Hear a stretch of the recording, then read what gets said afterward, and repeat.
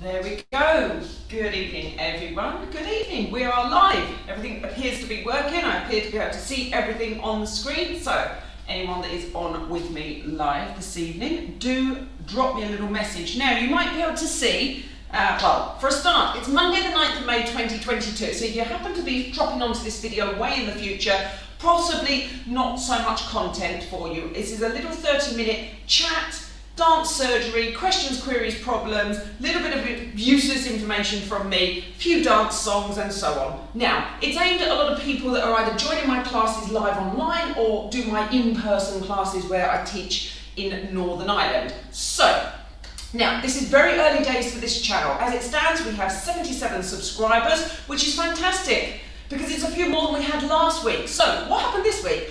I posted about 35-minute video of a beginner's merengue, salsa, cha-cha fitness class with literally about 30 minutes. You can see it in the playlist on the front page of the YouTube channel. I've got all the different playlists there for beginners and improvers and so on, and you can see that I've just started a little playlist there for some fitness classes. So it appears that in my subscription library, the fitness classes are very popular. Don't get me wrong, I've got people doing the ballroom and the Latin as well, but I have a lot more people on for the fitness dance classes than the sort of traditional teaching, you know, without music classes. And anyway, this week I did this little video and it was very, very beginners. It was like 2 or 3 songs of merengue, 2 or 3 of salsa, 2 or 3 of cha-cha, and it was just to give people a little taste of what I do for my beginners dance fitness classes, and I posted it into the YouTube channel, and I know it's not a huge amount of views, but as I looked just before coming online this evening, it had about 95 views in the first 3 days. That is way more than I ever get for any videos. This is such a young channel, and that's okay with me because it means something's growing, it's reaching other people. Not many people have lasted on there more than a couple of minutes, but I think sometimes you see these things, YouTube suggests it. You have a little look, and if it's a fitness class, you're not going to be ready to do it. If it's a dance class, you're not going to be ready, so you kind of think, oh, that looks interesting, have a quick look, and then you put it to one side and you think, oh, I might go back and do that when I've got some time and I've got the right shoes and I can spare half an hour. So that got me thinking, actually, maybe that's something people want a little bit more of. So if you're watching this at some point in the future and you want to leave a little comment down in the description, just say, yes, I'd like to see some dance fitness classes. We have so many different dance styles. We can do them ballroom, we can do Latin, we can do disco, we can do everything. So, you know, I am restricted by the music that I can use on a YouTube video. That's understandable, everything's copyright. Even when I've paid for the copyright video libraries, there is so much stuff that I just cannot use. So I've had to do the YouTube friendly music, which isn't as exciting as what we use in the main class, but it's just a little taster. And then also I was reading some comments on somebody else's channel who puts fitness classes on, and it says, you know, a lot of people seem to like a 15-20 minute class. I'm thinking, well, I haven't even got warmed up after 15 minutes, but you know, if that's what people want, and then maybe they do a 20-minute class of mine and a 20-minute class of someone else. So we'll have a little play with that over the next few weeks. I'm going to try and do some 20 and 30-minute videos, pop them up into the channel and just see what happens.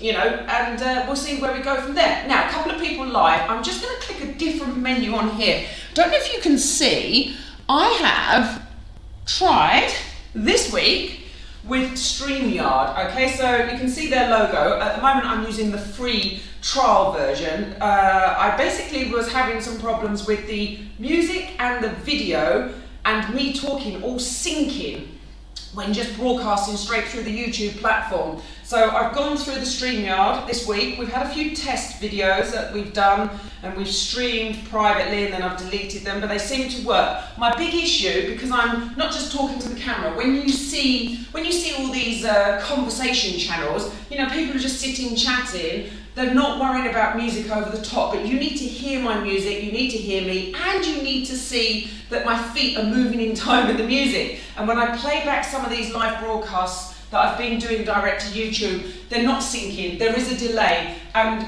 on my other streaming software, I can do that, but my other streaming software decided to crash the YouTube platform, so that was no good. A lot of research later, OBS is what I was using. It came very highly recommended all over YouTube. People say, use OBS, use OBS.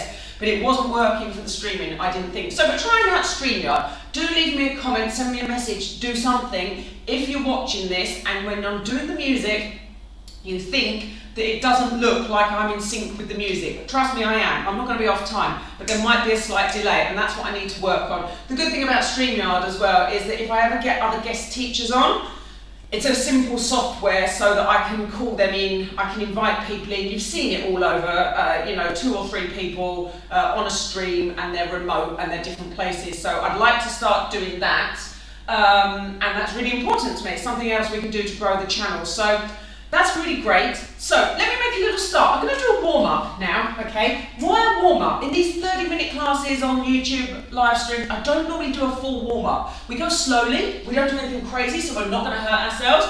But I've been looking at some videos online recently, and I've been quite concerned about the number of things I see where people don't do the warm-up moves, or even if they go into moves and dance moves in their first 1 or 2 songs without doing a body warm-up, the moves that they do really early on are potentially quite dangerous for the joints, and that's something that I never do. So I really wanted to make sure everyone knows. The big theme about this week is think about the warm-up. In all my normal videos that are 45 minutes or an hour long, everything that I do on Zoom, on the website, you see there's an appropriate warm-up and cool down and stretch for that type of class. If I ever leave it out, it's because we've just done a very gentle class. Sometimes I'm maybe just doing beginners 2 steps of waltz or something, but that's why. When I'm doing the fitness class, in the first 2 songs that I use, there is never any kind of move in there.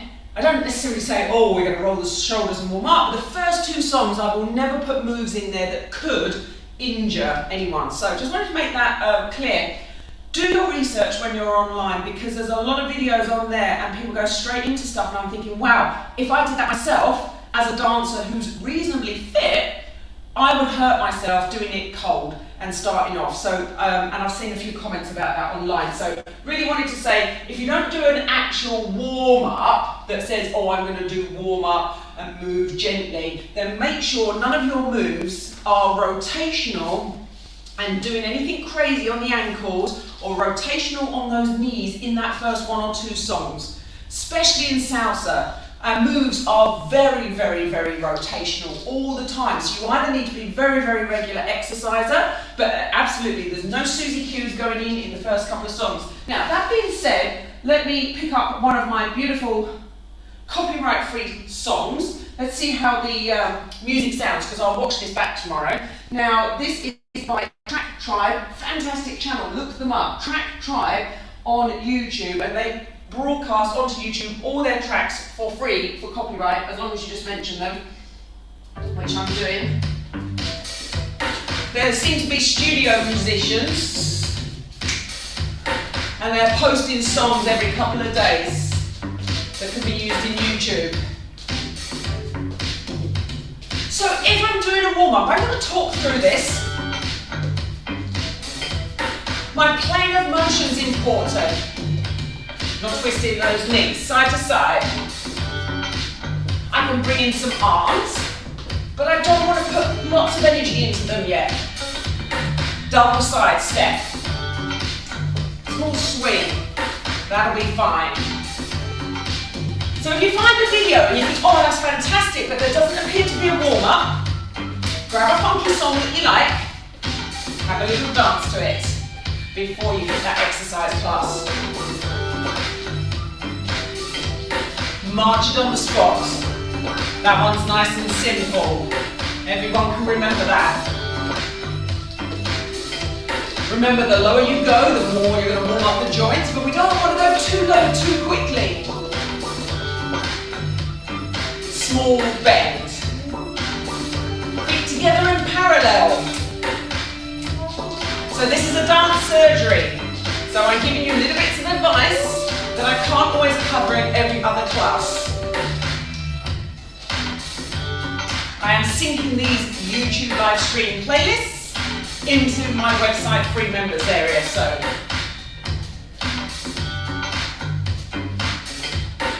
Whee! Double side step.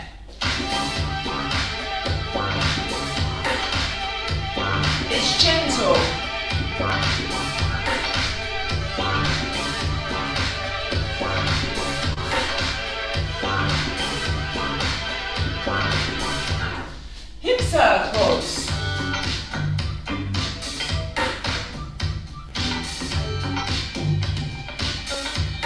go the other way.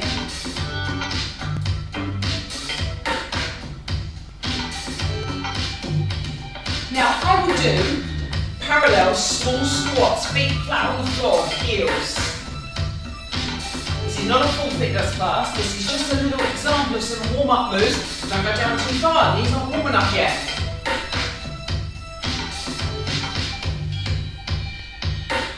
March. Swing those arms a little bit further. We make me march forwards and back. Maybe put a tap in. Now side, down and up. Like a Jane Fonda fitness class. I'm making it wider and bigger. Range of motion's increasing. So guys, these are all the things you need to look out for in the first 1 or 2 songs when you're looking on a workout. Have the moves been adjusted for the fact that you are cold potentially when you first start. No twisty, crazy moves, okay? So you've got the general idea. More on the forwards and back plane of motion, side to side, and bringing the arms in gradually. Further that you go over maybe the second song once you get warmed up. Which means it's very difficult if you're picking a 20-minute workout to go through that range of motion, to then get up into a cardio or a high intensity section, and then to come down, to bring the heart rate down, and then do the stretching at the end. You can't do all that in 20 minutes, okay? So my 30-minute classes for fitness, I have to really focus on where I take people up to and back down. With the 45 minutes, it's a lot easier. First 2 tracks, brilliant, get that all done. Do the main section, whatever we're needing to do, and then the last 2 tracks, I'm bringing the heart rate down, and then we're stretching out. So the stretches at the end. This is something which, as a dancer, as an instructor, this can be quite contentious because as dancers, we've always done stretching at the end of classes. There's a lot of fitness research that says you don't necessarily have to do stretching at the beginning. Now in the old days, we used to get taught to do a little mini warm-up for a song and then get people stretched out in the second song and then actually go up and do then the pulse raiser and get moving on the third song. So whilst we all accept that there's a stretch at the end of most fitness classes, we don't normally see them on the beginning anymore. Okay, unless you're doing a purely only stretch class, but you still need to get warm, right? So that's something that I haven't seen for a very long time. The science is telling us you don't really need to stretch those muscles, you're just trying to warm them up and get all the fluids moving, but there appears to be little or no benefit to stretching just after you've warmed up. You actually want to keep up with the cardio or get into the high intensity stuff, whatever it is that your purpose of your fitness class is at that point. The stretching at the end, we have maintenance stretching. So we're trying to get the muscles to relax back to the point where they were before we did the class. So doing my little 5-minute stretch at the end of my fitness class, and some of you guys do 3 classes a week with me, will not make you more supple. You won't be able to hit the splits, you won't be able to get your leg up in the air. It will just help maintain and stop you from going stiff from the class that we've just done. You need to do more intense specific stretching classes, yoga, dance stretching, that kind of thing, for a full session each week, maybe 2 or 3 sessions each week, in order to develop your stretching and your suppleness. So if you're in your dance journey and you think, oh, I'd love to be able to do something with my legs, but I'm just not supple enough, you need to be looking at those ballet style stretches. Okay, now I obviously do a blitz and bar class where I have, a 20-minute section at the end for stretching, and we get quite intense, and I do once a month the Simply Stretch, and I put that into my video library. There's a fantastic lady online called Train Like a Ballerina, that's Louisa Patterson. She's brilliant. Okay, I would really highly recommend watching her beginners videos, improvers videos on the stretching side of things. Do check her out, she's on YouTube.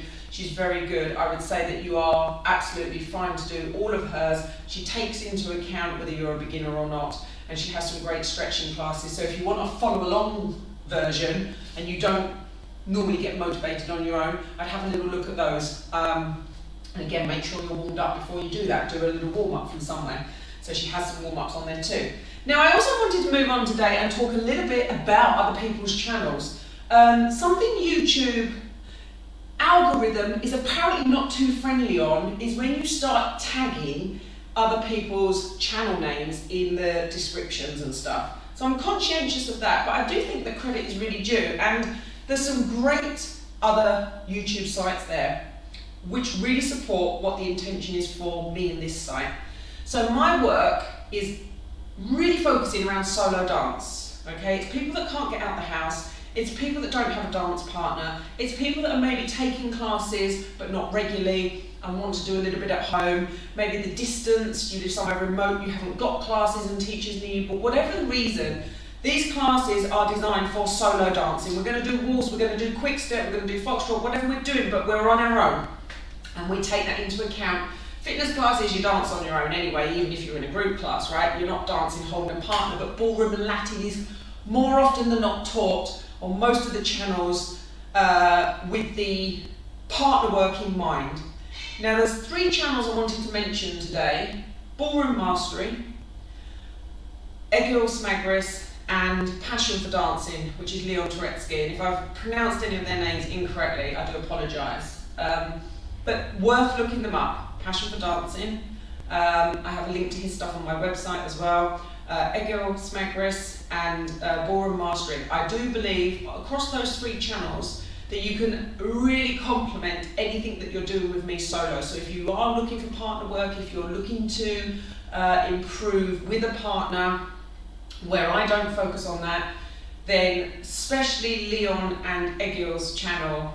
Leon has Egil's do some guest videos on his, but both their channels extremely good. The videos are fantastic. You got slowed down, you got the counts and everything. So when I finish this live broadcast, I will actually go into the description there, into the description box, and I'll just put a little link to the 3 of their channels, and I'll put a little link in there for Leon's website, because he, like me, has a video library online in his own website, so it's worth having a little look at that and see if any of that can complement your learning. So the wonders of the internet, obviously we can complement our learning and look things up, which is fantastic. Let's do another little exercise now. I have queued up another song. And this one here is a waltz, and I'm just going to do a little bit of rise and fall exercise. And I must say, I'm going to say thank you to Eccles for this one, because I've been watching some of his beautiful waltz videos and he's always using this song. It's a copyright-free song. Okay, left foot. 1, 2, 3, 1, 2, 3, 1, 2, 3, 1, 2, 3. Now think about that rise and fall. Heel. Bring those feet neatly together. Rotation. Difficult when we're in the room at home if we don't have much space. But your box step, you can get a good workout on your calves. Guys, I'm in my flats today because I'm about to do a salsa class in a minute as well. You might want your slight ballroom heels on if you're practicing waltz. Let's do a whisk and the close. Now I'm on the leader steps. Not that that matters because I'm going to change. One more whisk and close.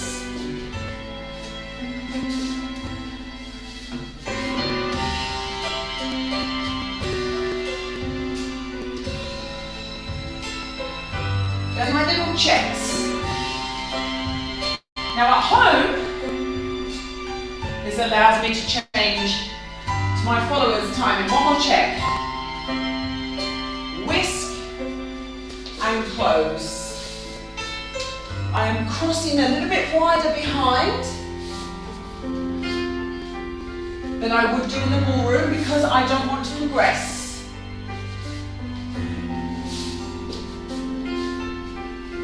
I don't want to move down the room because because I've run out of space. 1 to the front now.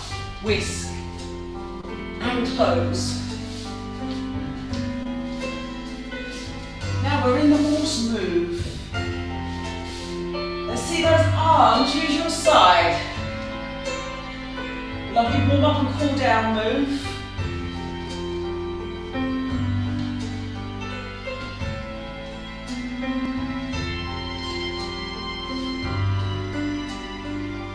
I turn sideways up so you can see. Float the arms. Side. Curtsy. Side. And bow. Side. Curtsy. Side. Bow. Now I'm strengthening with my plie. And I'm stretching with my bow. If I've got flat back, straight legs.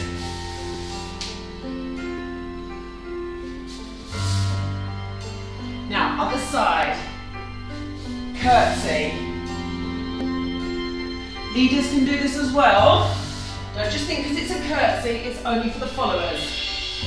The exercise is here and here. So something really to consider when you're attempting some more of the tricky moves in the Ballroom Latin, or you're trying to develop the technique. You know the steps, but you don't quite look as good as you want. It's not just about knowing the steps and what should happen, your foot placement. You need to be supple enough in the foot, the hips, everywhere. I say to people when they're struggling with salsa, we have a move called a hammerlock, right? So I'm going to be a lady, and the lady's arm ends up, well, in fact it can be lady or gent, it doesn't matter. But the arm ends up here, and the other arm can be up here, okay? Or the other way around. And sometimes we start this move in the class, and I've got ladies that cannot do this and get their fingertips to touch around the other side of their waist comfortably without their shoulder hurting. So have a little try. Can you do that comfortably? Is there any strain going on in your shoulders? Can you take your hands, place them with the palms facing down to the floor and the middle finger and middle finger touching just beneath your backside? Now can you raise that up? Can you then push those fingertips together, close those hands like you're praying, and slide them up your back and open? Now, if you can't, I would suggest that you're going to struggle with some of the moves, depending on what type of dance that you're doing. If I'm going to do a nice long waltz step, or I'm driving through in the foxtrot, I need to be able to bend, and I need to be able to lunge. Yes, they're big, long steps. So I can't do that if I'm cold, because I'd hurt myself, which is why we need the warm-up. I also can't do it if my muscles aren't long enough.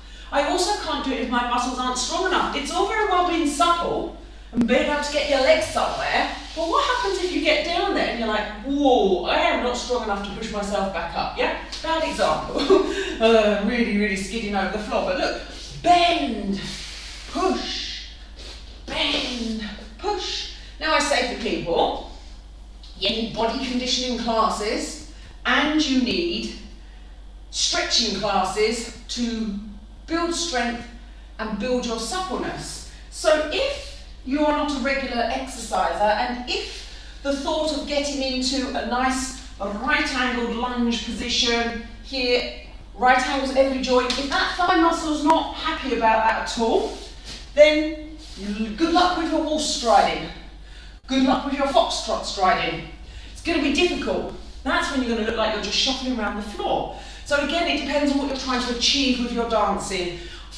Are you at the stage where you're a complete beginner and you just about want to get 2 steps and move around the floor without bumping into someone? Then fantastic. Take it slowly, move with the steps, plonk the feet.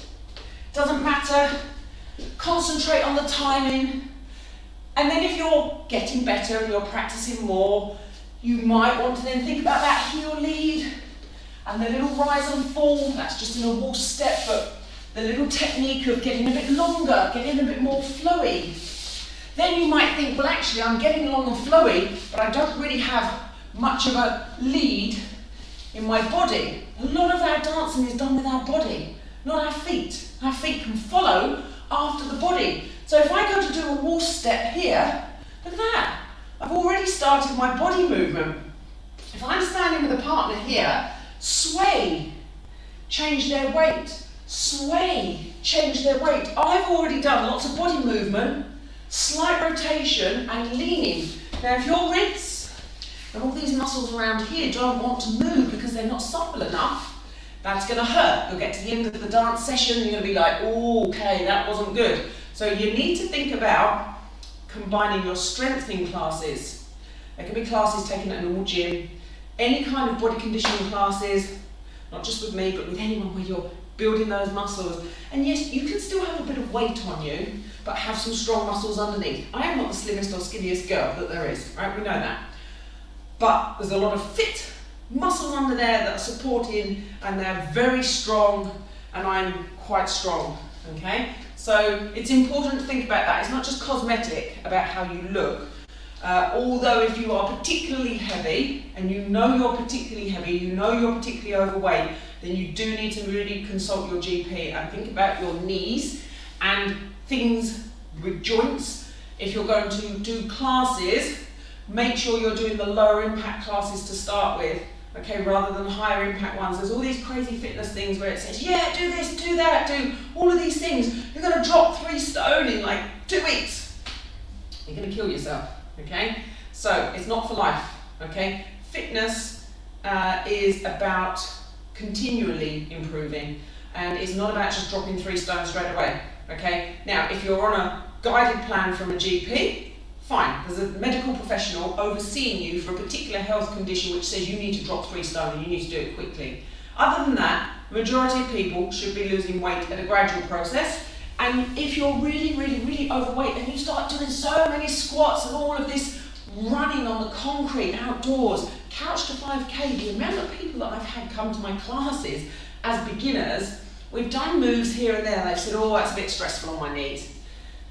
And then they say, oh, I did that couch to 5K last year.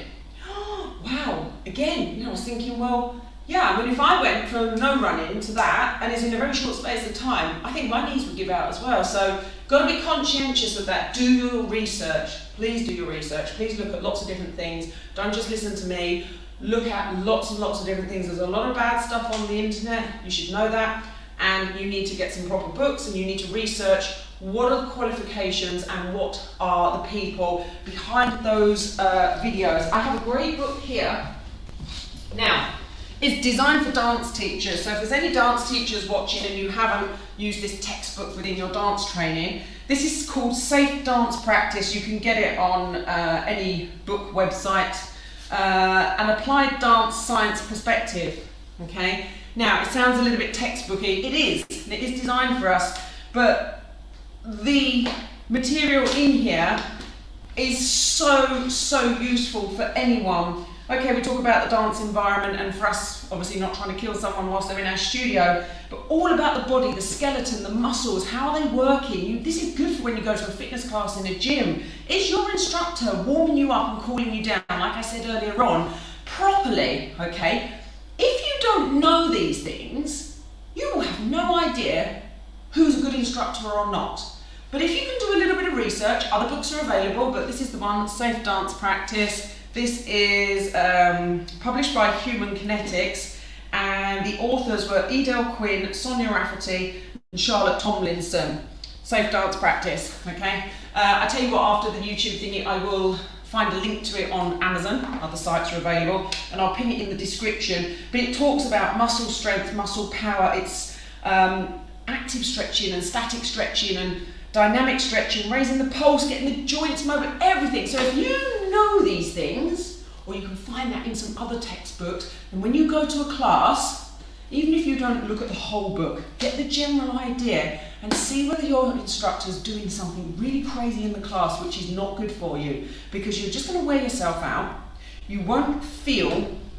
I get some people come, maybe I'm going on a little bit, but I do get some people that come to the classes and they really enjoy them, and then they say, oh, I felt great after that class last week. You know, I didn't hurt the next day, or I didn't hurt 2 days later, and I thought I would because I went to another class and they did this, this and this. And I say, well, okay, well, my classes are designed, different people in mind, but I'm always very conscious of saying to people, this is a level 1 exercise for those of you that are just starting. This is how you make it level 2, level 3, level 4. So I'll take a basic move and I will give levels of complexity. So everyone in my class knows where they're at. If they've only been with me a few weeks and they're a beginner, they know they stay on the level 1 exercise. If they're my hardcore people that are coming to me all the time, they're super fit, they're doing loads of classes a week, they know who they are, they know they can do up to the level 4 move. But I always start with the level 1 move myself. I introduce the basic move and say, this is our level 1. If you want to stop here, do so. We do about 8 to 10 repetitions of that exercise. When we go for the second round, we move up to level 2 if we are a level 2 person or above, and so on. And then when I do the third round of that exercise, I kick in with the level 3 option. So I'm building that level of stamina into even a basic class. But I would really highly recommend, get yourself something similar, even if it's not a dance related book, get a little bit of knowledge about your teacher's methods, okay? Question your teachers, okay? Really question your teachers. Ask lots of questions. It's not about just teaching a routine. Anyone can look up a YouTube routine and regurgitate that to you. But if you ask a question and your teacher can't answer it, why can't they answer it? Your teacher should know everything about the anatomy, the physiology, the dance style that you're doing, obviously the content of that dance style, but how can I move my foot? How can I move my arm? Why does my elbow do that? Why does my knee do that? Why does it need to go this way? As we get older as dance teachers, we may not be able to show you with our own bodies necessarily to the full extent that we could do. I mean, I'm 45, so what I could do with my body at 20 is not the same as what I can do at 25. I'm a little bit older and not so fit as I would have been 25 years ago, but that doesn't stop me from talking someone through, describing exactly what that movement should look like, explaining how the muscles should work, and if I'm at a point where something's a little bit beyond where my body will physically go, I can grab something from my video library, YouTube, or some well-known websites that I use, and I can say to people, guys, come around the computer, let's have a little look. This is how that leg should move. This is where that leg should go up to. This is how it should be out, and so on, because I've got some great videos of people or myself doing something, you know, and that's what they should be able to do. They should be able to explain to you every single little intricate movement, placement of the foot, why your body might do something, and also the corrections. If you're not quite doing something right, why is it not working? What's not happening? If it's ballroom, is it a feel of the lead? You're trying to lead something, the lady's not following. Why is she not following? Dancer teaches with you, says, oh, that's because you didn't quite twist here, or you didn't quite lift there, or we didn't quite do that. I try and dance with as many of my dance students as will let me in my class, so that I can feel, because I lead a lot, so I'm leading a lot, I can feel whether the lady's following and responding, and obviously I follow, and then I can feel whether the leader is pushing me where they should be, or pulling me, or whatever they should be doing, okay? So get your teachers to earn their money for you. You want safe warm-up, you want safe cool-down, you want dance knowledge, and whatever they can't physically do for you, they need to point you in the right direction. And in my members, it's not a sales plug, but in my members website, it's all free. You can just sign up, the links are below. Just sign up and become a free member. I post loads of content, loads of videos, loads of downloadable material, links to everything, the websites, and the internet is such a fantastic place. I grab those materials and I combine them, and I make sure I've contributed either my own stuff or I attribute it to someone else, and I say that is a fantastic video and look what that person is doing. So a lot of talking today. That's from me. So, nobody on live to ask me questions. I tend to have my monologue. So, I hope that's been a little bit useful. Very serious today, guys. Just that idea about warming up, stretching, strengthening, and getting the knowledge and the content, and you need to know how to do this stuff safely. So, thank you so much. If you're watching this in the future, again, I appreciate your support, and it's lovely to be starting this journey on the YouTube channel, and hopefully in the future we'll have a few people on live each week and I can answer live questions. I love questions in my classes. I tend to do 60 minutes or 90-minute classes. I get question after question, and I'm so conscious that we're going to run over time in every class, and I don't want to do that because I love keeping to time. But I love answering those questions, and I can get very, very technical on the detail, and your teachers should be able to as well. So, thank you so much for watching. I'm going to say good evening and keep checking out my videos, and I will post a little link to the Safe Dance Practice little book in the description. I shall do that in a minute. Thank you so much, and good night.